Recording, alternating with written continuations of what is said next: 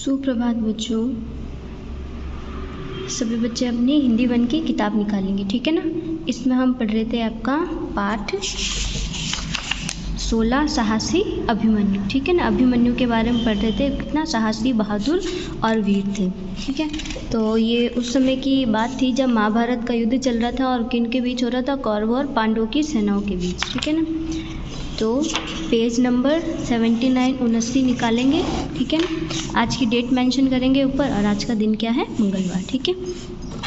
तो हम शुरू करते हैं, पेज नंबर 79 शुरू करना हमें, ठीक है। अब अभिमन्यु क्या था, वो जो चक्रव्यूह था उसमें अकेले ही वो चला गया, उसके साथ कोई भी उसका भाई नहीं चला गए थे। अकेले अभिमन्यु ने बाणों की ऐसी बौछार की बड़े बड़े वीर योद्धाओं में खलबली मच गई। अकेला जो अभिमन्यु था उसने ऐसे बाण चलाए जैसे पानी, जैसे बरसात की बौछार होती है ना, वैसी बिना बाणों की बौछार की कि बड़े बड़े जो उससे बड़े वीर योद्धा थे, बहादुर लोग थे, ठीक है। उन लोगों में क्या हुआ, उथल पुथल मच गया, अचानक से इतने सारे तीरों की बौछार हुई। अभिमन्यु प्रथम दरवाजे को भेद कर दूसरे दरवाजे पर पहुंच गया। अभिमन्यु के कितने 6 दरवाजों का भेद तो पता था कि कैसे खुलता, लेकिन 7वें दरवाजे का भेद उसे नहीं पता था, क्योंकि उस वक्त क्या हुआ था, उसकी माता जो सो गई थी तो वो भी नहीं सुन पाया था। दूसरे दरवाजे पर गुरु द्रोणाचार्य थे, गुरु द्रोणाचार्य जिन्होंने इन लोगों को शिक्षा दी थी, ठीक है ना, वो इनके गुरु थे ये। अभिमन्यु ने पहले ही वार में द्रोणाचार्य का धनुष काट दिया। उसने पहला जब वार किया तो उसके जो गुरु थे सामने द्रोणाचार्य, उनका धनुष का क्या काट दिया। इस तरह एक एक कर उसने 6 दरवाजे भेद दिए, क्योंकि वो 6 दरवाजों का रहस्य जानता था, इसलिए उसने सारे 6 दरवाजे को भेद दिया, यानी उसको तोड़ दिया। अभिमन्यु ने जिस गति से और तीव्रता मतलब तेजी से, बहुत ज़्यादा वेग मतलब बहुत ज़्यादा तेज से क्या किया, दुश्मनों को पराजित किया, मतलब हरा दिया। उसे देखकर शत्रुओं का उत्साह एकदम मंद पड़ गया। उसे देखकर क्या हुआ, जो उसके दुश्मन थे, ठीक है, उनका जो उत्साह था, जोश था, वो एकदम मंद मतलब धीमा पड़ गया। उनको लगा कि ये तो इतना बहादुर वीर है, इसने ना बहुत ही ज़्यादा तेज़ गति से क्या है, उसके जो सामने सेना खड़ी थी उनको हरा दिया। इससे क्या, जो भी बचे हुए सैनिक थे उनका उत्साह जो क्या एकदम धीमा पड़ी है। उसका सामना दुर्योधन, कर्ण, द्रोणाचार्य जैसे योद्धा भी नहीं कर पाए। ये जो बड़े बड़े योद्धा थे, दुर्योधन थे, कर्ण थे, द्रोणाचार्य गुरु थे, उन्होंने इन सबको दीक्षा प्राप्त करवाई थी, दी थी, तो ऐसे बड़े बड़े वीर योद्धा थे, ठीक है, वो भी ना अभिमन्यु के सामने नहीं टिक पाए। अभिमन्यु की इस वीरता ने कौरवों को चकित कर दिया। अभिमन्यु जिस वीरता, जिस साहस से लड़ा, इससे क्या है, कौरव ना आश्चर्यचकित रह गए। कौरव की जो सेनाएं थी और कौरव के जो लोग थे, सब क्या है, आश्चर्यचकित रह गए, हैरान रह गए कि ये इतनी कम आयु का बालक और इतनी वीरता और बहादुरी से लड़ रहा है, और इसने चक्रव्यूह के 6 जो भेद थे, रहस्य थे, उन दरवाज़ों को इसने तोड़ दिया। दुर्योधन को पता था कि अभिमन्यु 7वें दरवाजे को भेदना नहीं जानता है।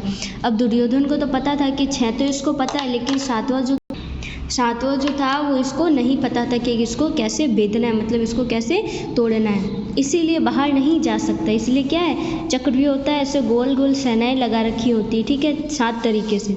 तो 6 को तो उसने हटा दिया, 7वें जो सैनिक का घेरा था उसको ये नहीं हटा सकता। ये बात किसको पता थी, दुर्योधन को।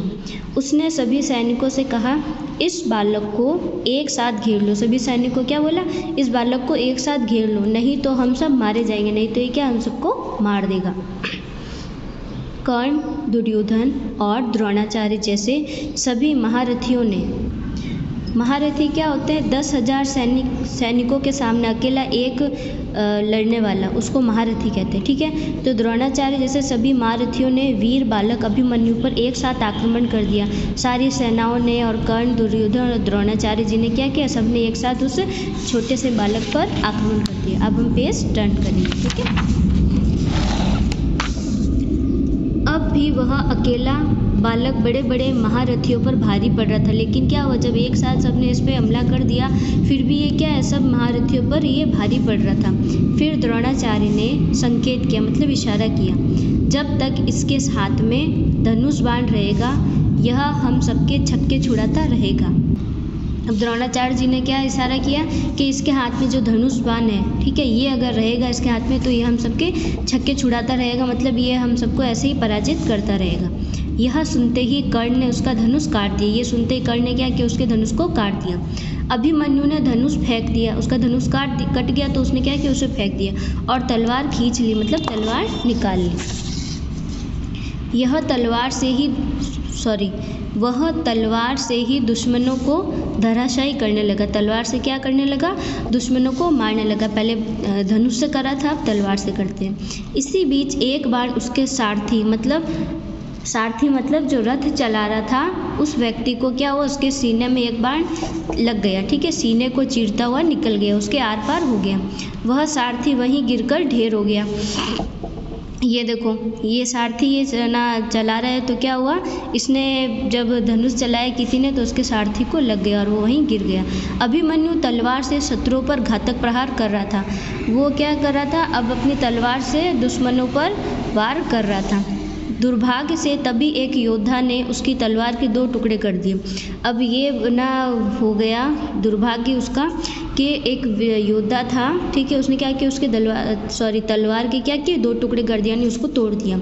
लेकिन अभिमन्यु ने अपने को संभालते हुए अपने रथ का पहिया निकाल लिया।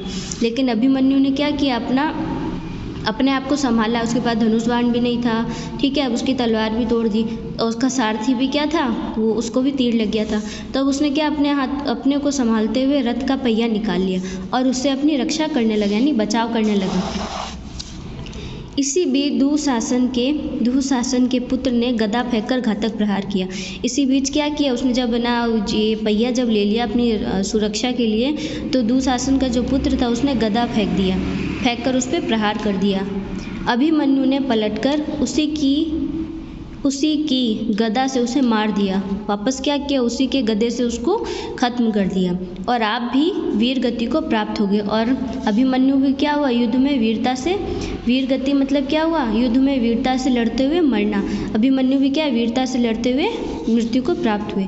अभिमन्यु अपनी वीरता और अदम्य मतलब होता है जो दबाया ना जा सके, ठीक है, साहस एवं पराक्रम मतलब वीरता या शौर्य के कारण आज भी इतिहास में अमर है। आज भी क्या है, इतिहास में यह अमर है, अजर। इनका नाम आज बहुत ही वीरता और शौर्य के साथ लिया जाता है, क्योंकि ये इतने कम उम्र में इन्होंने चक्रव्यूह को तोड़ा, भेदा, उसको ख़त्म किया और दुश्मनों पर प्रहार किया, उनकी सेना को पराजित किया, हराया, ठीक है।